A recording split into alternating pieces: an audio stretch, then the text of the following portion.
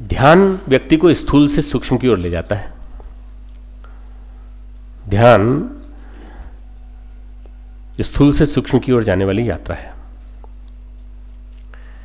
हमारा मन सामान्यतया स्थूल ही स्थूल देखता है, स्थूल का ही बोध करता है। सारा जीवन हम इसी में उलझे रहते हैं, स्थूल में ही सारे जीवन उलझे रहते हैं। खाना पीना, मनोरंजन, दृश्य, इंद्रिय बोध, ये सारी चीज़ें केवल स्थूल शरीर की चीज़ें। अगर देख लें तो 85 to 90% लोग विश्व के 6 अरब लोगों में से 5 अरब 80 करोड़, 5 अरब 50 करोड़ आदमी केवल इसी काम में लगे हैं, खाना और प्रजनन, पेट प्रजनन का जीवन जीने में।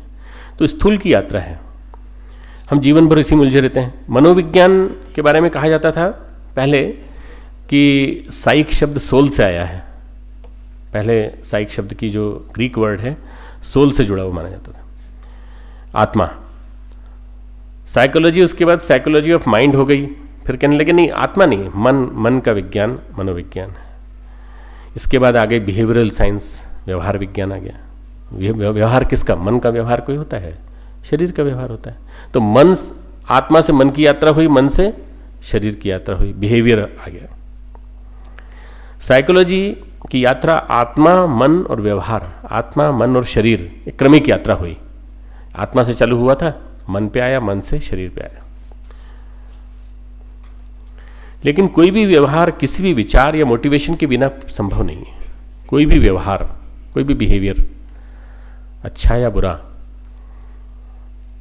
किसी भी विचार या किसी भी प्रेरणा के बिना संभव नहीं है। विचार हमें दिखाई नहीं देता, आत्मा हमारे लिए अगोचर है, अगम्य है।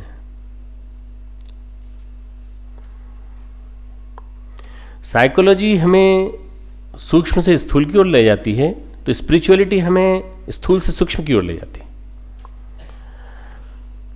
समझने की कोशिश करें, साइकोलॉजी हमें सूक्ष्म से स्थूल की ओर लाती है, अंदर से बाहर की ओर लाती है, व्यवहार की तरफ। और स्पिरिचुअलिटी, अध्यात्म, हमें स्थूल से, स्थूल शरीर से, इंद्रियों से, इंद्रिय स्पर्श से हटा करके धीरे धीरे मन, मन से आत्मा, आत्मा से शुद्ध अहम वहां ले जाती है। मन बुद्धि चित्त अहंकार, अंतःकरण चतुष्टय की यात्रा कराती है। मनोशास्त्री केवल स्थूल का ही विश्लेषण करते हैं, बाकी को गलत मानते हैं। उनकी दृष्टि में ध्यान और अध्यात्म अवैज्ञानिक है। आज के जो पाश्चात्य मनोशास्त्री हैं, पाश्चात्य वेस्टर्न साइकोलॉजिस्ट हैं, उनकी दृष्टि में मेडिटेशन, स्पिरिचुअलिटी, ये सब के सब जो हैं नॉन साइंटिफिक, अवैज्ञानिक, इनका कोई वैज्ञानिक आधार नहीं। अब देखें जरा फिजिक्स का विकास देखें। मैं थोड़ा फिजिक्स, थोड़ा साइकोलॉजी, ये विषय इसलिए लाता हूं कि तुम्हारे विषय है। न्यूटोनियन फिजिक्स जो है पदार्थ विज्ञान का विषय रहा है। न्यूटोनियन फिजिक्स, मैकेनिक्स, पदार्थ विज्ञान का विकास है। आइंस्टाइन के सिद्धांत ऊर्जा के सिद्धांत हैं। आइंस्टाइन ने कहा पदार्थ से परे ऊर्जा, तो प्राचीन विज्ञान क्या हुआ? पदार्थ का सिद्धांत। आइंस्टाइन का सिद्धांत क्या हुआ? ऊर्जा का सिद्धांत। और अब कौन सा सिद्धांत आ गया है? वेव मैकेनिक्स, पूरक, क्वांटम वेव मैकेनिक्स, पूरक। तरंगों का सिद्धांत, आकाश तत्व, तरंगों का सिद्धांत, पूरक। आइंस्टीन से भी आगे बढ़कर हम यहां पहुंच गए।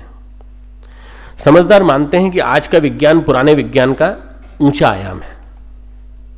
समझदार आप मानने लगे हैं आज का विज्ञान पुराने विज्ञान का उच्चतर आयाम है, हायर डायमेंशन। पदार्थ स्थूल है, ऊर्जा सूक्ष्म है, और क्वांटम वेव्स, आकाश तत्व, तरंगे, ये कारण है, कारण पक्ष। इसी प्रकार से ये फिजिक्स का एग्जाम्पल दिया। यही बात ध्यान और मनोविज्ञान के बारे में है। जो हमारे सूक्ष्म में भाव, विचार, संस्कार होते हैं, सूक्ष्म में जो हमारे भाव और विचार और संस्कार होते हैं, उन्हीं के अनुरूप व्यवहार होता है।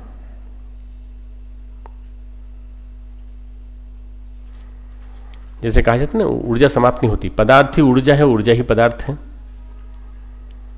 पदार्थ ही ऊर्जा है, ऊर्जा ही पदार्थ है। इसी तरह से जैसे व्यवहार हैं वैसे ही भाव, विचार, संस्कार बनेंगे, और जैसे भाव विचार संस्कार होंगे वैसा व्यवहार होगा।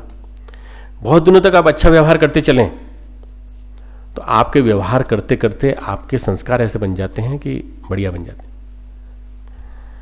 जैसा व्यवहार वैसा ही हमारा भाव संस्कार, और जैसे भाव संस्कार वैसे हमारा व्यवहार, 22 वर्षा दोनों सही हैं। इस प्रकार से सूक्ष्म और स्थूल का गहन संबंध है। अध्यात्म एक उच्च स्तरीय मनोविज्ञान है। गुरुदेव ने कहा है अध्यात्म एक उच्च स्तरीय मनोविज्ञान है।